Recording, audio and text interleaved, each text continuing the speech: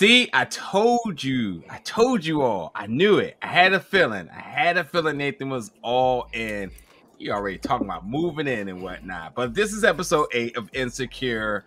This episode is titled Choices, okay? And indeed, this episode left Issa with a lot of things to consider, to think about. And we also got Molly happen to write or be a part of constructing the will for her parents, which is a very difficult thing. Yes, but folks, before I even go any further, gets that done. Because I know it was like a little tidbit in there, but yeah, like you said, the bank get involved and whatnot, things could get crazy. So get that will done, whether it's hard or not. And then also, let me say, please get life insurance. Yes. Absolutely. And please, regardless of your religion, do not leave your will with God, because God is not going to be in a courtroom with you. Or at least if you don't have life insurance, have enough money set aside for you, whatever your burial purposes are. But please make sure you write every darn thing out in your will that you are planning to give away. I have been through this more than once at this point. Like you never know what you need to write out and how important some of the minuscule things you think are. Yeah. It needs to be written out, because you don't want someone else to come in and make those decisions for you.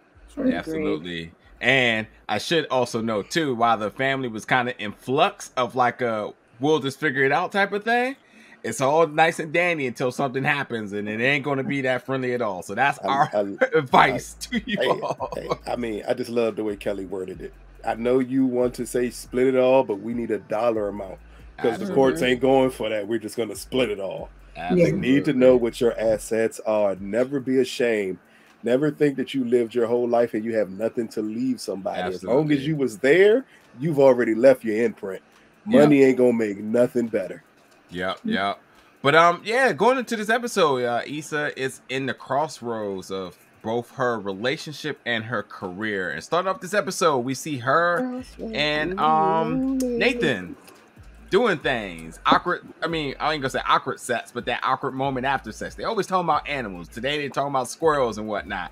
Why do they look like they're always up to something? Which I do agree. Squirrels always look very like proactive. Yeah, like squirrels. I got a squirrel race war outside of my house right now between the black and the white squirrels, and they are just going at it every day.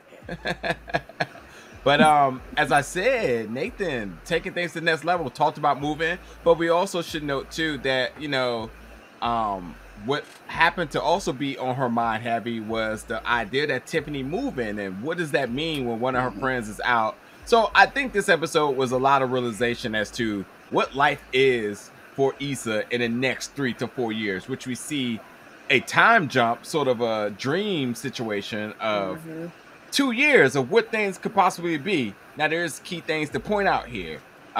One of the first key things is that she thinks that, she's going to be successful one way or another, which Molly stepped in for that. But I think the other important thing is that Nathan is a part of these plans regardless. And yes, Lawrence drops in there as more of a horror factor, shall we say, which is a very interesting thing that, that's how she portrays him in his dreams. Because it's easy to say not too long ago, Lawrence would have been the knight in shining armor in her dreams, but he's more of the horror factor here.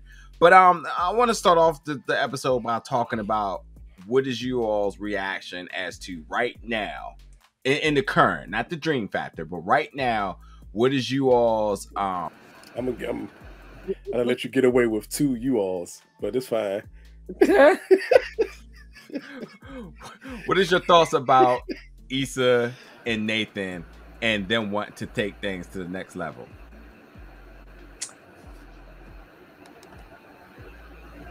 I'm not here for it. I'm sorry. I'm not here for it. I definitely feel like Issa's way too confused to be moving in with Nathan right now. And I also just feel like Nathan is all in and Issa is 1 foot in and 1 foot out. So I'm not for it. Do you not think she came around at all? I mean, I know we had our hesitations last week, but do you feel like she didn't turn a corner at all? No, because here's the thing, like when so much of your mind is still actively thinking about your ex, you know what I mean? Like, it's just you're not even fully committed. You're not fully there. You're thinking about whether or not you made the right choice, and then thinking if you made the right choice, and the person that you're with currently is the second option. I mean, he might still be a great option, but he's still the second option. And I just feel like Nathan deserves her to be all the way in, like she was when she did say "That's what I love about you" before she got to thinking about Lawrence and snooping on his Instagram page and all this other stuff. Like, she's not there yet. Okay, go ahead, Lou. Go around to you next. This person again. The life ruiner. Look, who ruins lives. She is just out here just destroying black men at every leap and bound. I just don't get it. But if we're just talking about her present, and what's going on, I'm not even really focusing necessarily on the relationship aspect of her present as much as the business aspect of her present, because that's where I think the biggest conflict is coming from, and I think that it's just throwing her completely off whack. You know, you get your dream offer, and your dream offer can lead you down one path that you're terrified of because you're terrified, and Amaya said it last episode with Issa. When you're terrified of what other people will think of you if you make that decision, versus one where you think people will be more accepting of you making that decision, but maybe it does not make you the success that you want to be. So are we going to witness her be a people pleaser or finally put herself first? And I think that's what this is all about. Even when we get to the relationship aspect of it, I think it's the dream sequence at the end with Lawrence and her present time coming up is way more to do with, again, wondering which one works better for her. Should she go with the idea of what people think she should do, or she maybe attempt to pursue the idea of what she thinks will make her the happiest? I could be wrong, but I feel like I don't know if you answered the question here. The question. The question is about the state of Nathan and Issa right now. Like, are you buying? I literally just gave it to you. That's the issue. I feel like, I mean, I understand the job. I went a roundabout way to say. You damn sure did. You like Nathan, you wanted Uncle Lou. I don't use GPS. I know my way around here. I know my way around. I ain't gotta get there. I'm gonna get there. 30 minutes later. What I am saying is, it comes across right now that Nathan is a smart choice. Nathan is the choice that everyone would think she should go with. But Lawrence is popping up as a choice that she wants. And that's the state of their relationship, is that I don't think she wants to be with him. That's confusion. Yeah. And uncertainty. Okay. Sherelle, your thoughts? So I would say they should not move in together. It's very hard to get someone out of your house, one. And it's like it's very hard to get somebody out. He ain't even in. She said it's real easy for them to come and very hard for them to go. Lord have mercy. If she's feeling unsure, she need to just go ahead and say, hey, I think we should, continue to take things slow. I'm not ready to, go to that level yet. And in between that too, she might need to get ready to have a conversation even about being in a relationship with him, because it's getting real confusing. I don't know. I just feel so different about it. I think that she took a different approach that is more reasonable to me. She said she needed to think about it instead of being impulsive. And I think with all of these life-changing things that she's involved with this episode, which we're going to talk about, she took time to think about it, because and I think with the dream sequences that we have, those are actually her sitting back, recollecting and saying, what is my life in the next 2 to 3 years based on these decisions? So it started off in the morning with sex. It started off with her wearing his shirt, using his toothbrush, which at this point now she has to throw her whole mouth away, because that is an absolute no. Yeah, that's gross. That's disgusting. I don't care how much later. Throw the whole mouth away at this point. But I mean, like, mouth. If you kiss somebody, why can't you use a toothbrush? Can I ask why? Okay, here, excuse me. Let's just make it real simple then. Now, who out here using their significant other's toothbrushes? If it's there and I ain't got money of my own. I'm just asking why you're opposed to it. If you kiss no, it's just a question. You it's who using it. All kind of well, currently I don't have. Sherelle would use your toothbrush, but would kick your ass out of that house. I didn't say that. I'm just asking the opinion of why it's opposed. If you're doing all these other things, I don't got time. I don't got time. Is it because of things when we are together that we both do with our mouths to each other? Why would that be an issue? First of all, I'm a virgin. Okay, so nothing has been in my mouth. Except a toothbrush. Jeez, y'all food, shady. Okay? Jesus Christ, y'all shady. So, but no, a dentist would recommend that you use your own goddamn toothbrush. If you don't have one, go and buy one. Like, don't use. And my toothbrush is expensive, so no, you may not. You can go and buy your own. Can I have to play devil's advocate. All right. No, Sherelle.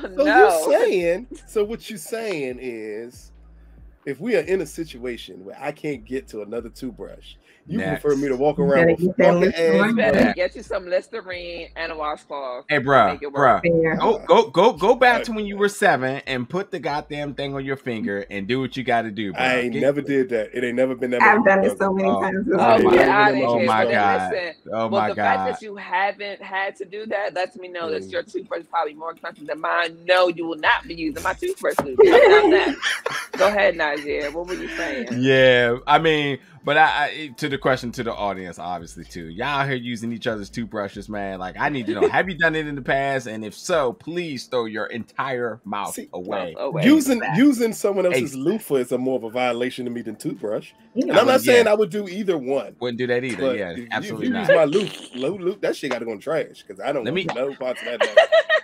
Let me ask a quick other question. Let me just get some yes or no's on this one. When Nathan mentioned about the perks of moving in together, he said save money. Is that a red flag? No. He said I like waking up to your face in the morning and making coffee. Plus, okay, so if he did not save money first, I'm okay. Now, had he said money first, then maybe it would have been okay. But gotcha. He did not. He talked about the things that he enjoyed before he went into the saving money part. Gotcha. Yeah. Yep. And then also, I mean, when you're moving with somebody, that is part of the perks of you moving into 100%. You save money. 100%. I hope no one who moves in with me thinks the perks is going to be saving money. That will not be a perk. He's not putting up shelves. He's not saving money. I mean, put like that because the moment my bills go down, my spending go up. I am not gonna lie to you. Listen, I wish I could. I wish I could. Piece of ass, y'all. I haven't noticed that yet. Oh my god! Oh, this is why we get to have 2 weddings because he wants a wedding that he wants, and then there's a wedding I want. This is a whole rich bitch situation right here. It is. I am. I can admit that. I can admit my flaws. Okay. Hey, another random question. Yo, is this lady that popped up thanking Issa at the event about having an event because she was going to go through? Yo, has she not need to do something for her? This is like her 3rd time up here. Yes. She's basically the replacement for which I am. I mean, I like it, but I wish we could have got both of them. But she's the replacement of what's his name? The Blood. They used to pop up and just do That's crazy, bro. Yeah. She needs some help. Man. So we need to double up on the mental health boost. Yes, absolutely. So let me get another question. Let me get short answers before we actually dive into this a little bit. And obviously this question is to the audience as well. 2 is of her 2 choices here, because now we're going to start talking about the dream sequences and whatnot. She has a business decision to make. They both seem to be successful, but I think it's more of an ethic thing of like, did you really put on for your city? Or did you do it for the money, whatever it may be? Which is the thing that Krishan criticized her for a while ago, saying that you're really not for your city, et cetera, et cetera, et cetera. So really quickly, you all tell me what answer do y'all think out of the 2 is the best? Do you think the partnership with MBW or the partnership with Krishan? Just which one, then we'll go back into it. So Sherelle, which one's the better decision here? The first one, MBW. Lucas? Oh, I can't expand. I just got to give it an answer. Not yet. in BW. Okay. Am I? I'm agreeing with my future husband. Okay. Cool. Look at us now, on one page. And the reason I didn't want to go into that yet, because I also want to just talk about the current state of her being still running events successful. She was able to get that other group, can't think of the name of, but that other group who didn't want to buy in at first, they showed up. She said that her and Nathan are a power couple. I mean, the organization is seeing the more the flourishment of her business, the block, come about all these years. It's pretty cool, and I think they're really dope events that they're putting on. I think like if this was something factual or non-fictional, I would definitely check it out. I like how they're displaying LA on that notion. But the thing I wanted to talk about before we talked about in the dream sequences was, it should be noted that Molly has already been on her first date with Torian. Why do you, a couple of things. Why do you think it wasn't important for us to see the first date here for the show? Why would they skip that? Because that's a super critical part to me in whatever they got going on. Or are you cool with them skipping the first date but hinting at and actually seeing this play out towards the end of the episode, the second date, which obviously was failed due to circumstances, reasonable circumstances at that. So Amaya, we'll start with you. Like, why do you think this was the approach here? Because the first date is not important, right? If you think about it, it's not important to see it.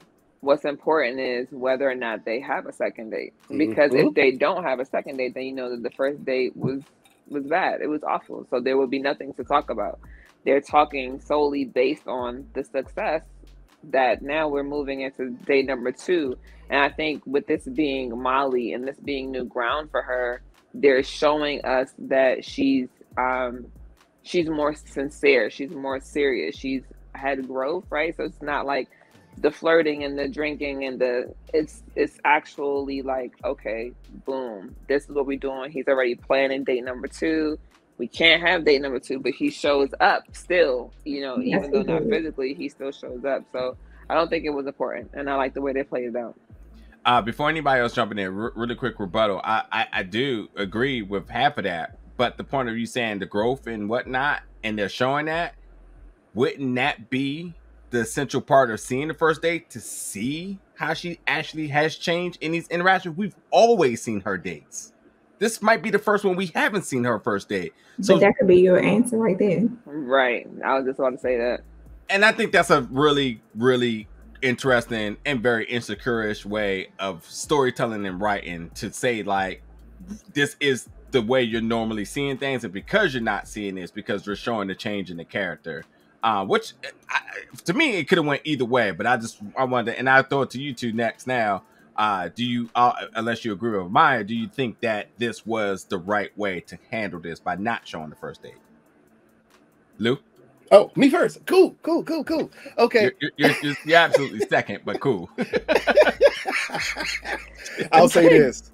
In every situation with Molly, we've always seen the first date. This is the first time they didn't show it, and they did that for a reason. Yeah. Because as Amaya said, it's her growth. The first date doesn't matter. Okay. And I love that they did that, because it would have made a big deal about, oh, they're going on their first date. How is this going to work? How is that going to work? And they're like, nope, there's no reason even to focus on that. Like, these two, they know each other. In all honesty, the first date isn't that important for two people that already know each other. Right. Yeah. Sherelle? I think I agree with both Amaya and Lucas, but I'm also going to say that Torian got brownie points for me. Definitely. That was the hell up, and I absolutely. Oh my god, yeah. Absolutely. I've done that before. Wine is the way to my heart.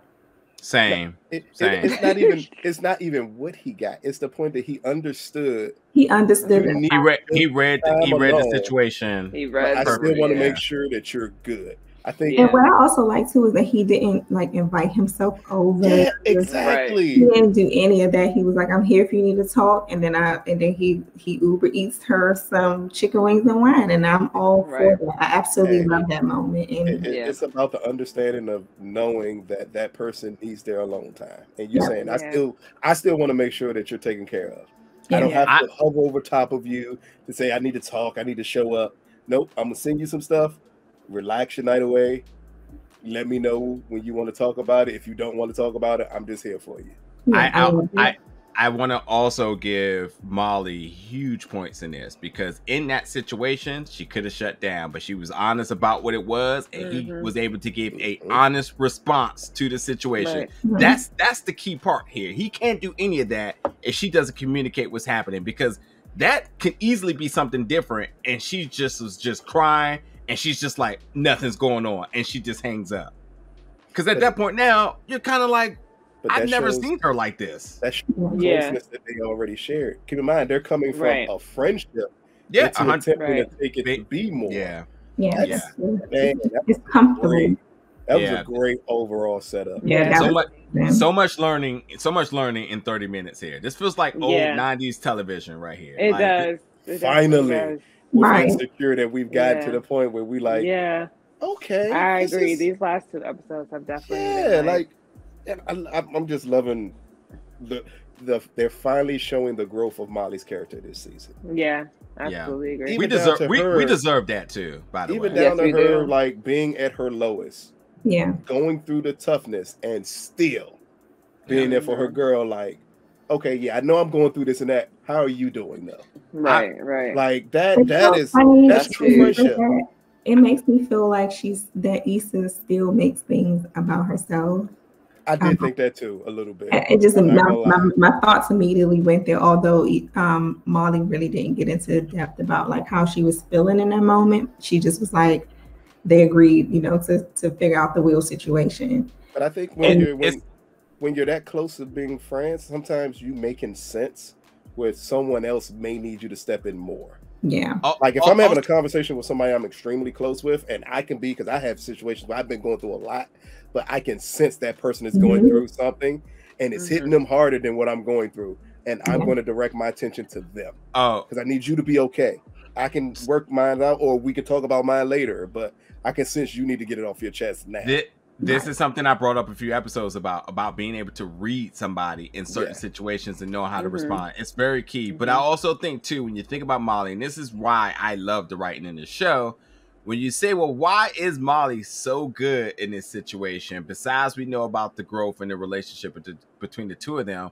But did you notice the different personalities in the room with her family? You had the dismissive brother who was just like, I don't need to be part of this very important thing in my life. I'm just going to escort myself out of this. Then you have the other one who is just being completely ignorant, keep nailing at the one thing that their parents keep saying, let's stop talking about that. What if she has another stroke? Let's stop talking about that. But that's real life.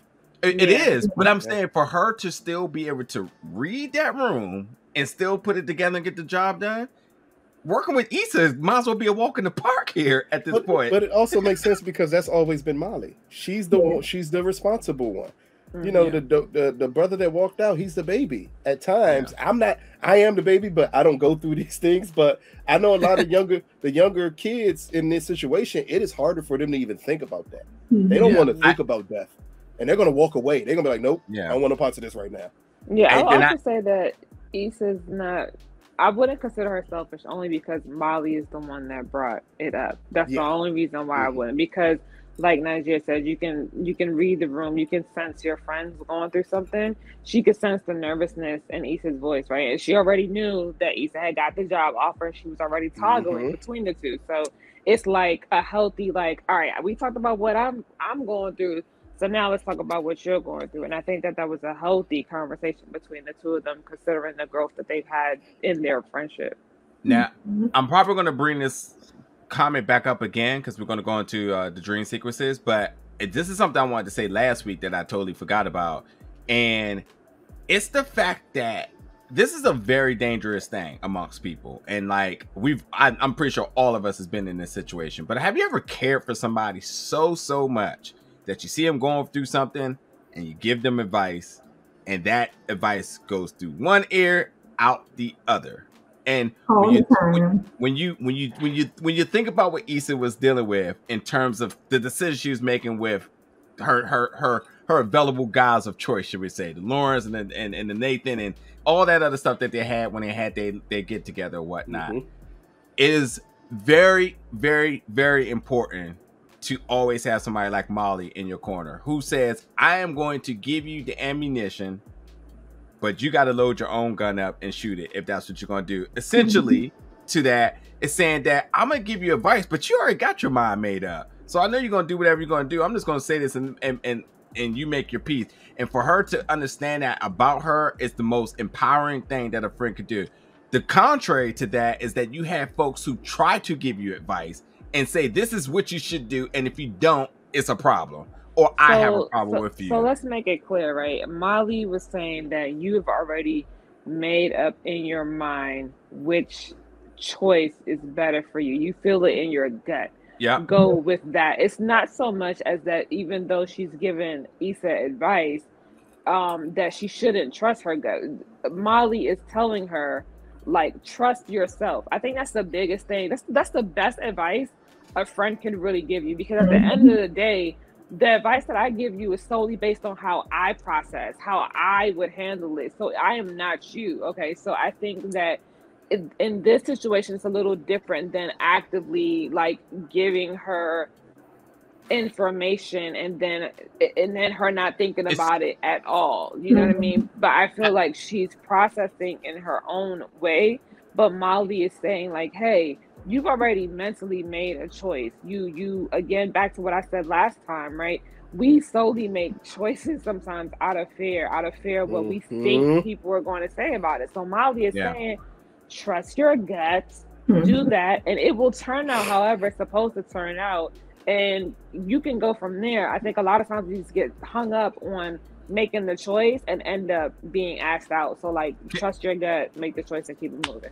So yeah, I firmly agree, and I think again that's why it's like a two-part thing from what she said last episode and what she's saying that in this episode. Because remember, she sidebar with her last episode, she talked about her inconsistencies and basically was ruminating it by saying basically you're gonna do what you want to do, or you already have your mind made up, whatever it may be. So to kind of come back to you with that is Molly pretty much trying to cure her inconsistencies about where she wants to, how she wants to navigate through life by basically empowering her to say, trust yourself. I think she's telling her like, make a choice and stick by it. Like in the episode before that one, right? When she had the dream about condolence, she was like, listen, you chose this, now make peace with it. I think Molly is doing the same exact thing. She's just saying like, listen, make a choice, stick by the choice, and then whatever happens, deal with it when it happens. You cannot, you can't control it. You know what I mean? And holding that sort of weight on yourself is only detrimental. It's never going to help you. And I think at this point, out of everybody, Issa's choice making skills and her confidence and or consistency to stick with those choices and to not doubt herself has been a real issue. And I'm hoping that by the end of the season, considering that this is the finale season, that she will have gained some real like galls to like stick it in the mud and just plant the flag and like just keep it moving. And if something happen, and deal with it. I think that will happen once she makes the career decision. I was gonna say, it looks like we got an indication of that, because this 2-year jump is a whole different. It's not even just a whole different side of her. It almost felt like a whole different show watching her operate the way she was doing. Yeah. But before we get to that, because I know we're gonna dwell on it long. One last quick question about Molly, and whoever wants to answer with this one. When Molly went outside after she left her parents and that moment of decompressing and being very emotional and crying, what does that moment mean for her to do that? Because that's not casual Molly. As Lucas says, she's always the corporal leader, gets it all done, proud of herself, on to the next thing. Long as she's doing something, she's moving forward. Well, this is different. At least to me, it's different. It could have been another instance, but right now this feels different. But what does this mean? That showed that showed that she's just like her younger brother who walked away. In the end, when you're going through that process, when you have to sit down with your parents and discuss a will, you got to discuss, well, what happens when you pass? This is what happens. You can put that tough face on in front of them because I don't need to see me break down as I'm thinking about the end of your life. So when Molly gets in that car, she gets to decompress like, oh my God, like I just sat down, I had to talk to my parents about them dying. So that means I have to think about them dying and what's going to happen once they're gone. That's hard to do. It's extremely hard to sit with a parent and have to go through a will. And that's why most people be like, I don't want to talk about that right now. You're still here right now. I don't want to have that conversation. Yeah. So once you have that conversation, once you do it, it can hit you like a ton of bricks right afterwards. That you now you have to think about it. It's that yes, it's a natural progression in life, but it's definitely not something that most people want to deal with. Yeah, I agree with that. All right, so let's get into it now. So obviously Issa has two deals on the table. One that's actually a real deal because it actually has some contractual language in it. Yeah, some funding and whatnot. So obviously she had the dream sequence of what it will be like partnership with MBW.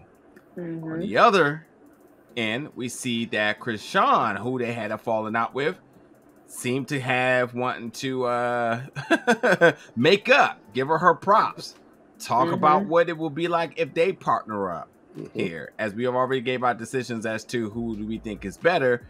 A couple of key things is that when you think about these sequences, as I said, Nathan is a part of both of them.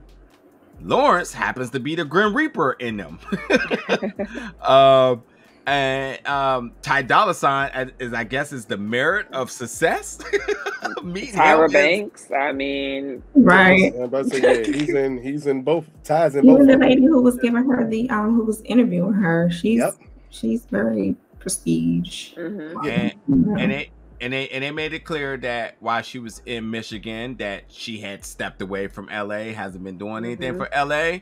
But if she stays in LA, then she is given a key to the city, basically her own day, and also quoted in uplifting Black businesses and bringing back money to the community. So we see both things going on here, but one seems to be a sure, and one seems to be more of a leap of faith, as Molly worded really perfectly afterwards about the decisions she making on how that will be.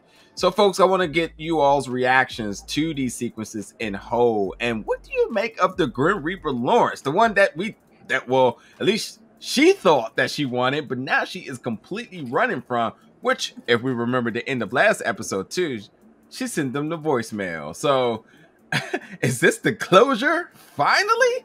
It is, or is this some saltiness that's going on? I don't know. We'll see what it is. But Sherelle, we'll start out with you. What's your whole assessment of everything that's going on? Oh, and by the way, I need to know this before we go any further. Can you legitimately air fry brownies? I know that can't be a thing, right? Yes. You can make cakes in your air fryer too. Yeah. You can make everything in the air fryer. These God-given devices? What? Yeah. What? Look, when I put the baked fish in there, you don't even want to know, man. It should be Go ahead, Sherelle. Oh it ain't soul food, though. I'm just letting you know that ahead of time. That's white soul. White soul. Go ahead, Sherelle. Well, I was confused because I was like, what the hell just happened? I was like, they jumped time again? Like, what? I was so confused by the whole dream thing. But then I got myself. They didn't blur it like they usually do. This one felt like it was starting to get too real. Right. Yeah. So for me, I'm trying to. So I'm really big on like manifesting everything that I want in life. So it's like, why does it have to be either or? So even if she does go with the business and whatever it is, why can't she do something to combine Crenshaw in that too? I just don't see why it has to be one or the other. Yeah. How can I put both of these things, or how can I make both of these things work? Yeah. Also, to be clear, the people who ran MBW was also the ones that did not want Crenshaw on that first show. but then like them afterwards. But they love them afterwards. Yeah. Yeah. So yeah. They never said you can't do it with them ever again. They never said, okay, we can't continue to work with him. So it was never an issue. So that's why I'm like, why can't it be a both thing? Why does it have to be a one or the other? And I think the whole piece of like Lawrence popping up is like, where does he fit into either of these lives that I've built for myself? The question that I have is, in the second situation or the second dream, why is she still living in the apartment and managing the building? Well, because she so she don't have no money. No, the entrepreneur. It's an entrepreneur. So she took that job with Crenshaw in the second dream, and which means that it wasn't a lot of funding like how MBW, because obviously MBW is a full-on like company. So in Crenshaw, they were both starting up. You had to make sacrifices. You got to. Then that's why Nate said we had to make we had to choose. We had to make the sacrifice. Being entrepreneurial means that every dime of money goes into your business. Even when Crenshaw said, "Can we afford the second building?" and she says, "We ran the numbers we can," that means we don't live a certain lifestyle because all the money is going back into our business. Right. Isn't that the opposite of like what people are like preaching when it comes to entrepreneurship? It's like, oh, you set your own hours, you make your own money, and you can do this. They do that, but I know plenty of entrepreneurs who would tell you that you making sacrifices, and your sacrifices are definitely on you. Like they're your own personal sacrifices. You're not making money in your first like 5 to 6 years. Is what I usually hear from entrepreneurs who are starting their own businesses. So it wouldn't be surprising that most of the money is going into them trying to, get these shows out and do all this other stuff. Whereas with MBW, the money is readily available and you're getting paid with a full contract of money to do whatever with, to live off of and to make things happen in the community. Yeah. So in other words, that's what threw me off. It's like, okay, but why is she still in this apartment? So in other words, plumbing toilets. But I, like I said again, I'm really big on having and not having either or, and trying to have both. Especially being that even if she goes with the big business, they never said that Crenshaw wasn't allowed to participate in any of the things that they had in the beginning, but in the end there was never like a definite like, no, we're never working with them again. Issa was the one who didn't want to work with him again. It wasn't the company. Yeah, it wasn't the company. So again, I'm really big on trying to figure out a way to have both of all of your goals. I'm not big on trying to decide if I'm going to have either or. Lucas, before you get in there, I see the thing with MBW is that like they wanted to remove the culture out of what Issa represented. So when they wanted to work with Crenshaw the first time, they was like, oh, we think what he's doing is too much. And then he did it anyway. And then they was like, oh, we love it. Which to me, Homeboy is nothing but a culture vulture. And I also think it's very key that upon signing that deal, she went to Michigan here. And she went to Michigan. Well, no. Keep in mind, when they showed her at Michigan, that's 2 years later. Yeah, right. But still, they went to Michigan because they showed what the first event was in LA, which was the bigger venue, the initial place. And then they went to Michigan. And when she went to Michigan, Miami was the second situation. Or yeah, I mean, they never actually never showed her in Miami. They just showed her like, on the flight from there. But either way, she's everywhere but at home.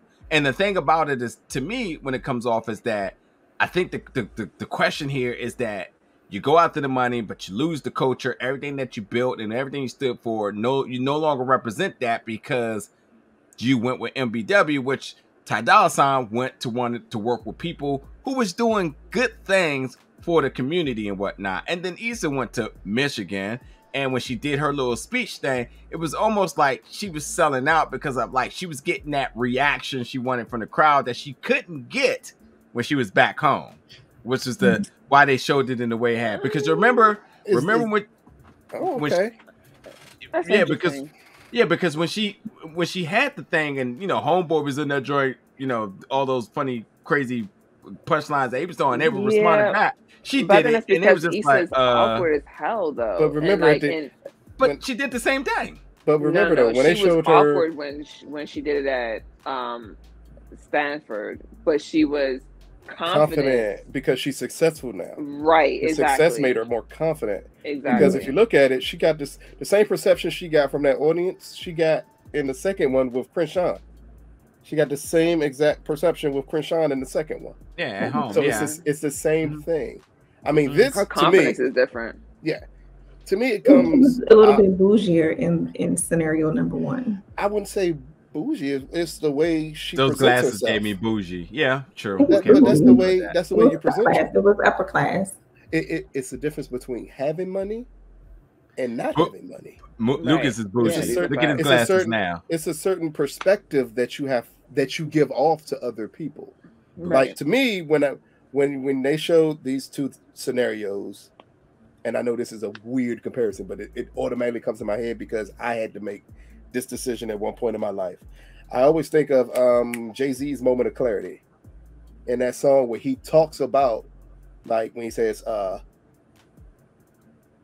fuck perception, go with what makes sense.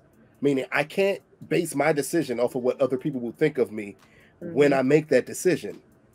So So for her, the difference is both decisions is based off of what people's opinion of her is. Oh, it's not necessarily. It's not showing anything else. It's not saying she can't make both. Definitely but not. To reality. her, if she goes with NBW, she's selling out because that's what she feels, and she feels that's what people will think about her. If she goes with Crenshaw, she'll be loved, but she'll struggle because that's what things people will feel about her. Like, yes, you're hood famous. How far does that take you? That is very key that you brought that up because that's when Molly comes in, Molly's given the perspective of why does it have to be either one? It can be a mixture of both. Yeah, and that's how I feel. So, and that's why I said when I say Moment of Clarity with Jay-Z comes to my mind because he says it like I got rich and gave back. To me, that's the win-win. Yeah, and that can be her win-win, but she first has to get over caring what other people will think when she makes her decision. And to back that up too, Lou, I completely agree. And I also like the growth that you see in her relationship with Nathan when she chooses the first option, the first dream, because he has clients, like he has famous clients and he's cutting hair for the cast of Brothers. So I really do like to see that, like her growth and then his growth. So if I'm winning, you're winning. I really like that too. And then on the flip side of that, you saw him. I felt like he was more like a stay-at-home husband in the second one. I mean, they're still local, so he's probably still doing the same thing. But I think it's important to say that he's with her through better and for worse. Well, no, but they only show that because to her, that's the person that she's currently with. Hopefully, she understands that. In her fantasy, he's always going to be there. Hopefully, she understands. The problem is she the one? Is he the one she wants to be there? See, Lawrence isn't popping up as like the boogeyman or ruin everything. He's popping up as this is kind of the person you want to be with. Yeah. Nathan may not be the person you want to be with. Now, what choice are you going to make? That's where the fear comes in. Because to me, when she's leaning back from Lawrence, that's fear. Yeah. That's fear, like, oh my God, like, am I supposed to be with this person? And did I make this dream, live this life with the wrong person? Because as Amaya said, it's a lot of stuff left unsaid with him. It's a lot of feelings still there for Lawrence that she's not dealing with. And thinking you're going to progress your life and progress your future and just leave him there, that's not going to work that way. You're going to have to deal with all of it in one. Deal with your career, deal with your love life. Decide which way you want to go because they will coincide with one another. Well, that's essentially the theme of the episode, is her being at a crossroads of both. Yes. So let's end it on this question tonight. Do you think Issa is going to two things? Mm-hmm. Do you think Issa will address her feelings for Lawrence? Will she address it to him? Will she go? Will they have that rendezvous where she addresses her feelings about this? And part two, do you think she's gonna tell Nathan at all any of these feelings about this lingering Lawrence that is haunting her consciousness day and night? Sherelle. I think it would actually be smart to have the conversation, although it's hard to have a conversation with the person that you're currently with about someone from your past. That's a difficult conversation to have, but it's open and it's vulnerable and it's honest. And honestly, I think if she told him how she was feeling, she don't even really know how she's feeling, but if she told him something, maybe he can help her work through it. I don't know. But she gotta, I'm not even saying that she needs to figure it out, because again, I don't know why we keep labeling it closure, because I don't see why we need closure. I don't even see why she needs to even contact him even after he called her. The only thing that I can see happening is like they bump into each other and it goes from there. But I just still really don't think that they actually need to have a conversation. She just needs to figure out what she wants and not drag people along in her mess. Definitely agree. Amaya. Yeah, so just like the two different dreams, I feel like that's very Issa, very very confusing, very uncertain. I feel like sometimes she's more pessimistic than she is optimistic. She finds the things that, you know, are like drastically wrong or quote unquote not correct, you know, like not good. Like Sherelle said, you know, it really can be both and it doesn't have to be either or. As far as a conversation goes, I think at this point, if it's been weeks now, one, she needs to have a conversation with herself. For real. Like, what do you want? Decide what you want.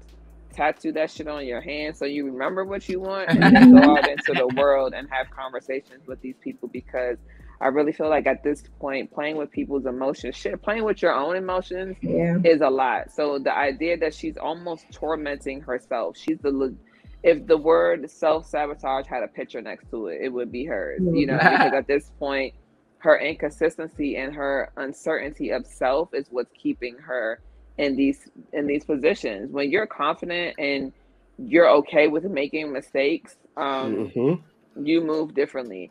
And I will say that also, when you look at these type of things, you realize that there might be some sort of trigger or some sort of reason as to why she is the way she is.